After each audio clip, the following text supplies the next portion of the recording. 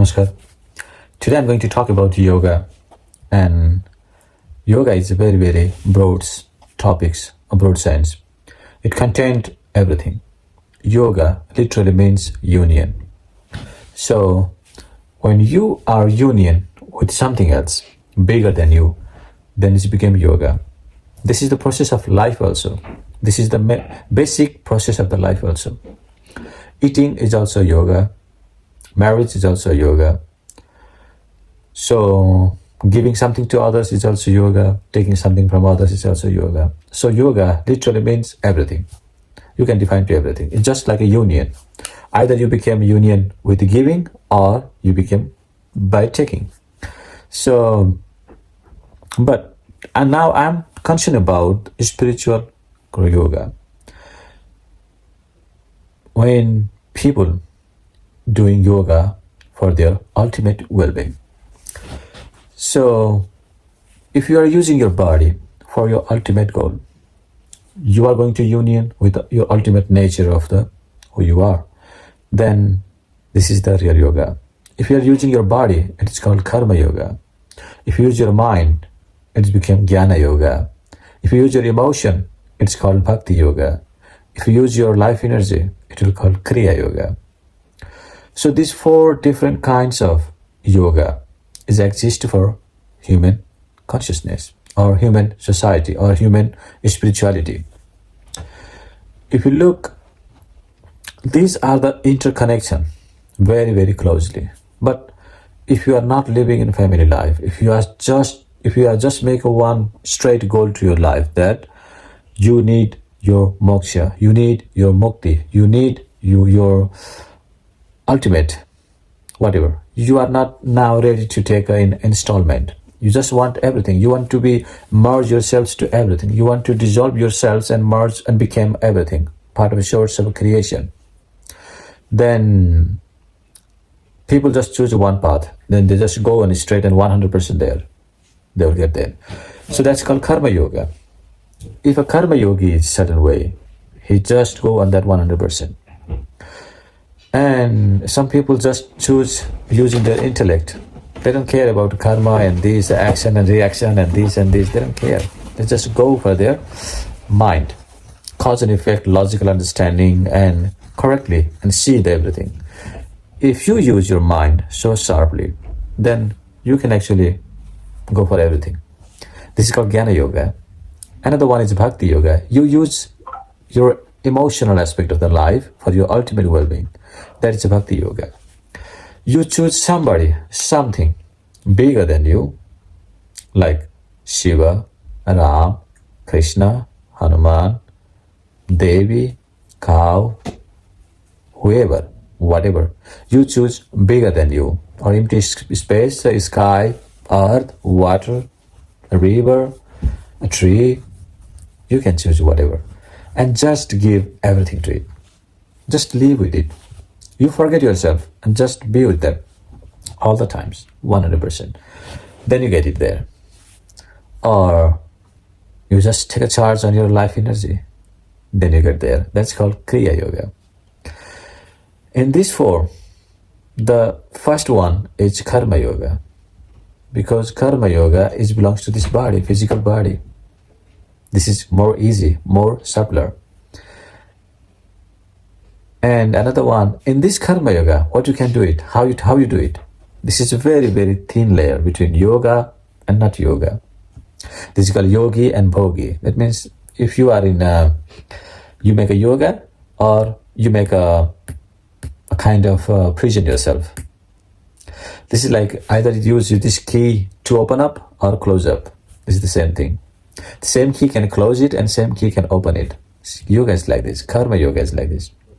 Same activities, same action can lock you up, or same activities and same action can open up. You should be very, very careful. If you do this action, whatever action you're doing, for the well-beings of others, if you just forget yourself and doing just for others, then it will open up. If you just perform any actions just for you, then it's closed up. So this is called niskama karma. Whatever karma you do it without any desire for it, without any desire to have it, without any kind of desire to benefit yourself, This is the karma you do it for well-being to the others, other peoples, other lives, other creature, others. Then it will open up. It will slowly it will open up. And this is the best way to do it.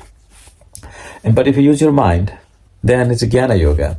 There is so many things about Jnana Yoga. There are so many disciplines about Jnana Yoga because the mind is so clever. Mind is so clever. And you have to use it. Most of the people are not capable of that. So they just became a slave of it. If you don't know the nature of mind and how it works, then simply you will be the slave of mind. So it's very hard for the Jnana Yoga. But most easy way, an effective way, is a devotion, a Bhakti Yoga. If you just choose a Bhakti Yoga, then it's more simply. Many people are unable to speak. Many people are unable to listen, unable to look. But still, they're able to express their emotion. Isn't it so?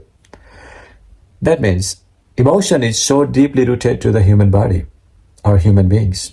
This is so deeply rooted. Or in another way, or you can also say that emotion is the way of you living. This is the only way. Every moment, you are expressing some emotion all the times.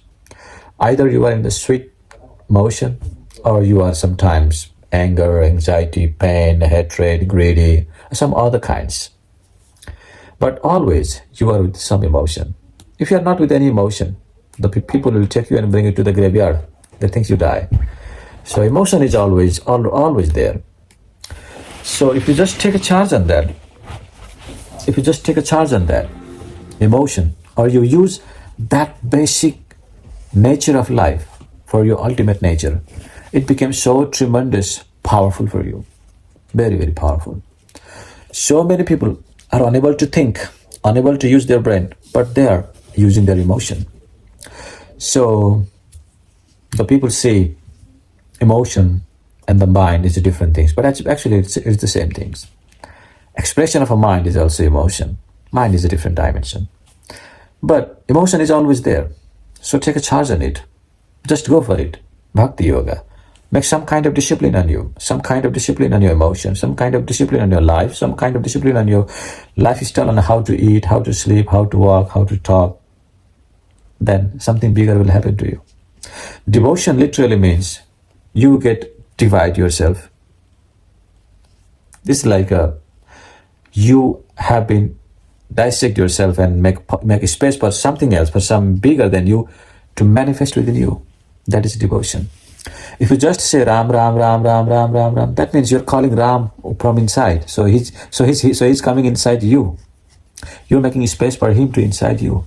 You're just uttering the name Ram, Ram, Ram, Ram, Ram. Or you just call Shambho, Shambho, Shambho, Shambho, Shambho, Shambho. That means you are making space for him. All the time Shambho, that means you are making space for him. It's not Shambho, you call it and he listen and he come. He's always there. He's always there.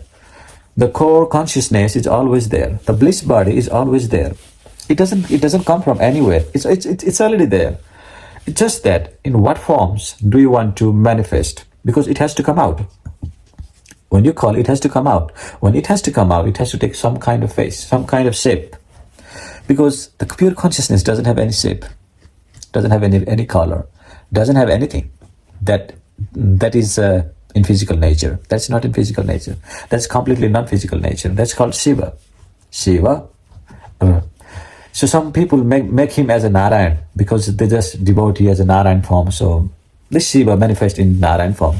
Some people just call this Shiva as a Ganesha. So it becomes as a Ganesha. Some people call as a Hanumana. So this pure consciousness transforms itself in the Hanumana. It transforms himself as a Krishna. Krishna born as a child. But the pure consciousness just manifests as a full possible way, full form. So he became Purna Avatara. That's why, because this is the full form of the consciousness can express in a physical body. So that's a Krishna. So being a devotee of Krishna is very nice. But you cannot be Krishna. You can be devotee of Krishna, that's nice. You can make the pure consciousness as a Krishna. Krishna can come within you. It's nice. So what will happen to the devotion? What will happen to the Bhakti Yoga? When you became a devotee, then within yourselves, Now you have a sense that, okay, this is my name, this is my caste, this is my country, this is my identity. This identity takes space, bigger and bigger and bigger and bigger. The more money you have, bigger identity. The more practice you have, bigger identity. More work you do, bigger identity. More, whatever you do more, bigger identity becomes. Devotion essentially means take this identity aside and make a space for something. Express can happen bigger than this. The real who you are will take a expression. That's a divine expression will happen within you. That's why there have been so many incidents in the past. The devotee just take a shape as their deity. If a person is black and he just devoted as a white god in a white forms, slowly his color will change. Physical, it can manifest also in physical. It's depend on how much power you put on that, how much intensity you give there. If you just put your intensity so straight, or you just give 100% to the devotion, just give it. You always utter the name, do whatever in all aspect of your life. You just bring him into you. Then his quality, his nature will slowly start to manifest within you. That is the way. So, being a devotee of a guru, being a devotee of Shiva, if you just become Shiva, that's why when you see the Shiva devotee, the way they have expressed the Shiva, they also dress up like them, like that. Some of the people, they just take a snake on their head. Well, it's a plastic, or some of them are also taking the real one. Some of them are just carrying like a moon on the head, or deadlock as a Shiva, or just become a naked as a Shiva, or just have a trident with as a Shiva. Because they want to manifest from within the quality, the essence, slowly. When it's coming in full-fledged form, then it can also manifest outside. So, if you see an example as Premananda Maharaj, then that is the perfect example of the devotion. Because he just put Sri Krishna, Radhe, such a way inside, then Radhe have been already manifested on a mental level. Radhe have been manifested from core. It's like from bliss body. It takes a shape and come out in a Vijnanamaya kosha. It also cross the Vijnanamaya kosha. Then you go to the pranic body. Then that's why he has a 2 kidney failed, but still he's alive, because his pranic energy is no more controlled by this body. Its pranic control is controlled by the divine. You should understand that very carefully, because when you give the divine too much important and bring him to your daily life and all the time, so it looks like there's no expression for your feelings, your thought, your emotions, to increase your kind of identity or ahankara. There's no space for it to increase it, so it slowly dissolves itself, and the things, who is so important, that will slowly rise. So the pure consciousness take a form as a Krishna and or Radhe, and it just manifests within, and then it becomes, and it is enter in a mental body. So now, whatever question you ask to the Premananda Maharaj doesn't know anything else, but the pure consciousness simply give answer, because in the level of pure, in the mind, the pure consciousness has been arised. That is being divine. So if it also come outside, then his physical body would simply take care of everything, no problem. It just take a very, very, very much big, fine body, perfectly fine body. You'll have that. If it also takes manifestation also outside, but it will also manifest sometimes. Many devotees has done these things. Many devotees has changed their face, changed their eyes, changed their nose, changed their mouth, changed their physical structure. It's very much possible, and it has been done. Because when you give space, it's so much powerfully come. For example, if you just chant Ram, Ram, Ram, Ram, Ram, Ram, the quality of Ram will arise within you. If you give really intense sadhana, then it will slowly manifest within you. So the Ram, quality of Ram will start to come within you. Then slowly you will start to feel like Ram. You will start to slowly think like Ram. If you do more and more, then your think will also come this way. So devotion is so much powerful things, because it is deeply rooted to yourself, deeply rooted to the peoples. That's why so many spiritual people, spiritual seeker, they choose devotion to come. Once they touch to the devotion, once they just come to the devotion, They don't care anything else. And there's nothing to care. It's like this.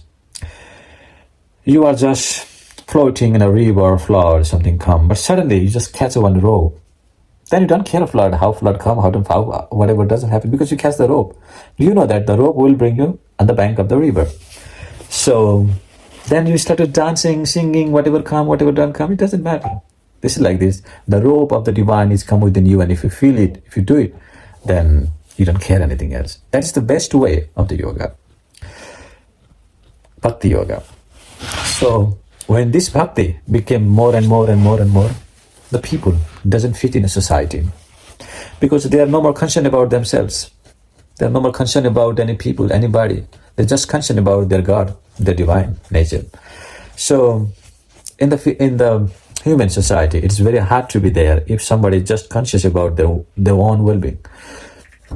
So this kind of people have been seen as just so much wild, so they choose to go to the jungle or in some kind of different places, and they do their bhakti there. But now I'm trying to say that if you understand the science behind it, how it happens, so from today you don't ask anybody, say that okay, he looks like wild, he looks like this, he looks like that, because they are going deeper and deeper. They are going deeper and deeper. That this means that. But some people, they just pretend. Pretending itself is a devotion. Pretending itself is a devotion. You pretend certain times, but it will impact something because the quality is so bigger than you. This is so bigger. Even you do it by mistakenly, something will happen. The best things to go to the devotion is chanting a name is very, very powerful things. How it works, I have already made a video about that. Or if you have any questions about that, how can we do deeper depth or dive into the Bhakti Yoga, then I can share my experience and my feelings to you in next video. This video is morely about Bhakti Yoga today. Namaskaram. Jai Shiva Shambho. Har Har Mahadev. Jai Ma Gurudev. Koti Koti Namo Namah Shambho.